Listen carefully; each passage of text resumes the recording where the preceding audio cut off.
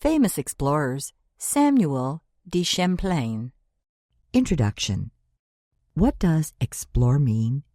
It means to travel to a new place to learn more about it.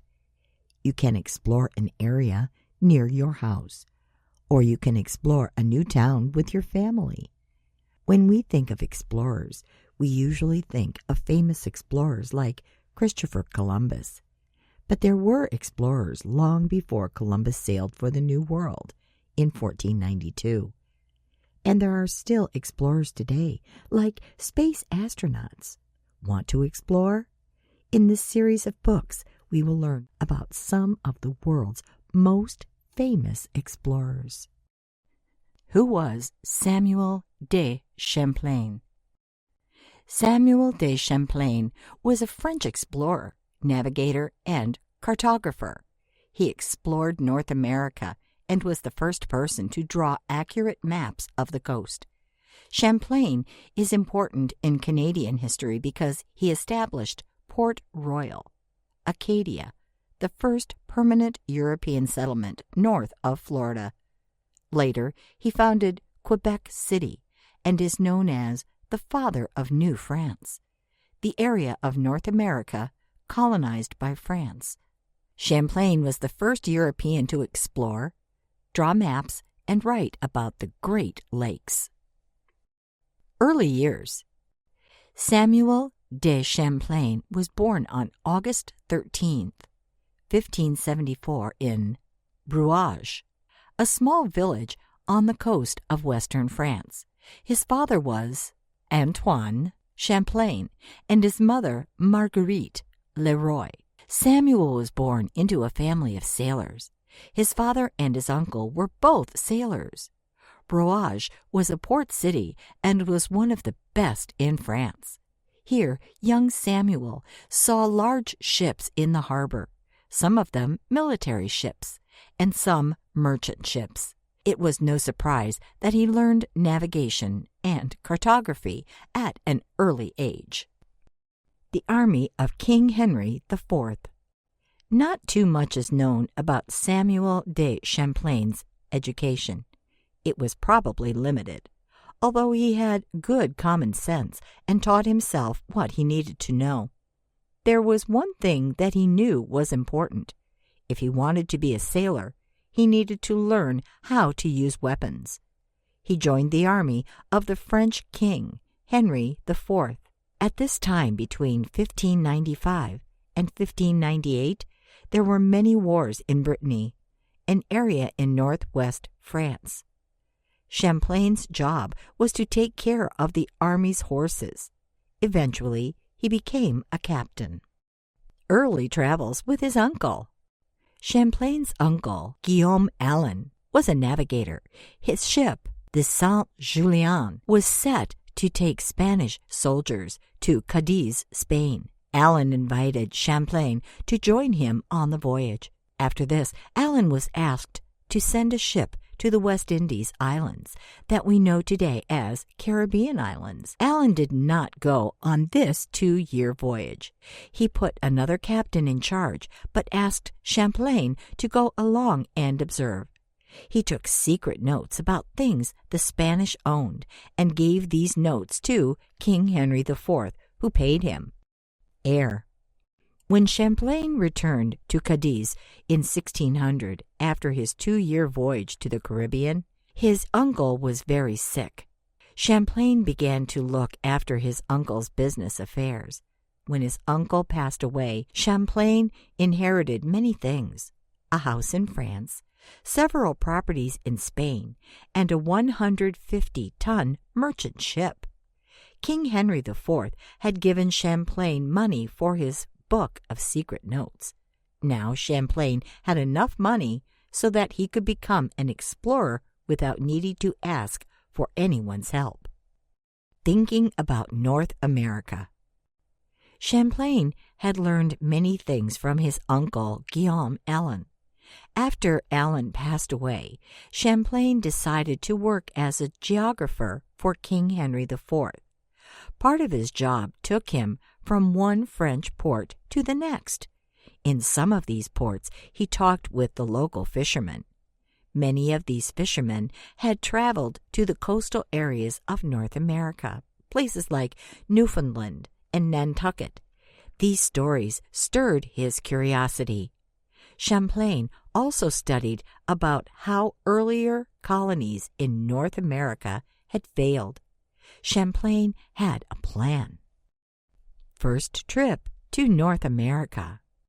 In 1603, King Henry IV gave Champlain permission to go as an observer on a fur-trading expedition to North America. This expedition was led by a French navigator and merchant named François Gravé Dupont.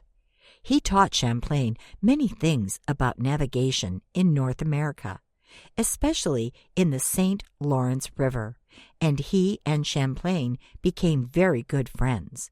Champlain was eager to see the things that Jacques Cartier had seen and described.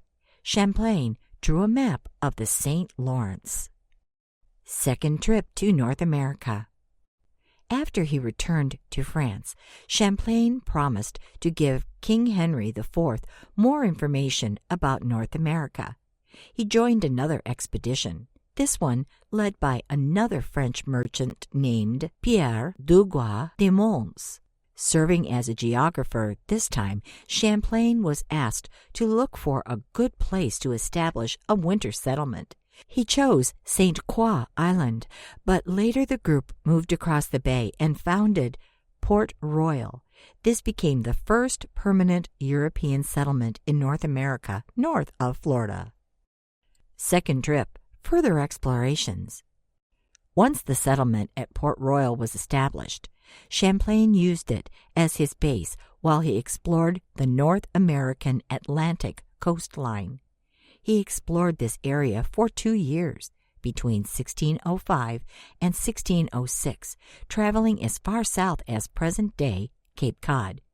He thought about establishing a permanent settlement in present-day Chatham, Massachusetts, but he ran into some problems with the indigenous people called the Nausetts. The leader of the expedition, Duguay, had to return to France, and Champlain joined him and the rest of the crew.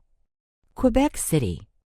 In 1608, Duguay asked Champlain to set up a new French colony along the St. Lawrence River. Duguay paid all the expenses, including the fleet of 3 ships. Champlain was asked to be the commander of the main ship, the Don de Dieu, which means the gift of God in French. Champlain's good friend Dupont was commander of one of the other ships, the Lévrier, which means the hunt dog.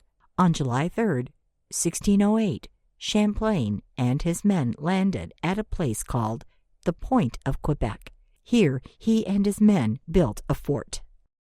Exploring New France. The area of North America where Frenchmen like Jacques Cartier and Champlain explored was called New France. A few years after establishing Quebec City, Champlain began to explore New France. He hoped to find the Northern Sea he had heard about. This was possibly present-day Hudson Bay. He made friends with the indigenous tribes, and they helped guide him. He traveled along the Ottawa River, then the French River, until he reached a large freshwater sea. He had come to one of the Great Lakes, Lake Huron. Almost governor. Champlain spent many years in Quebec City, keeping up good relationships with the indigenous people and building up the city. At first, everything was made of wood, but he began using stones to construct buildings, starting in 1624. The French government made Champlain the Lieutenant General of New France. This was an impressive title, but it was not quite governor, even though Champlain had been serving as governor for many years. The colonists, the fur traders, and the indigenous people called him governor. How the world remembers Samuel de Champlain. The world remembers Samuel de Champlain as the explorer who established Port Royal, the first permanent European settlement in North America, north of Florida. Later, he founded Quebec City. He explored the Atlantic coast of North America and areas in New France. He drew maps, kept records, and wrote books about his experiences in New France. Here are some of the ways that the world remembers Samuel de Champlain. Champlain Bridge, Ontario. Champlain Bridge, Quebec. Champlain College, Ontario. Champlain College, Vermont. Champlain Town in New York. Champlain Village in New York. Champlain Mountain, Acadia National Park. Champlain Place Shopping Center, New Brunswick. Champlain Trail Lakes, Ontario. Champlain Valley area, around Lake Champlain in New York and Vermont. HMCS Champlain, Canadian Navy ship. Lake Champlain Lake between New York and Vermont. Marriott Chateau, Champlain Hotel, Montreal.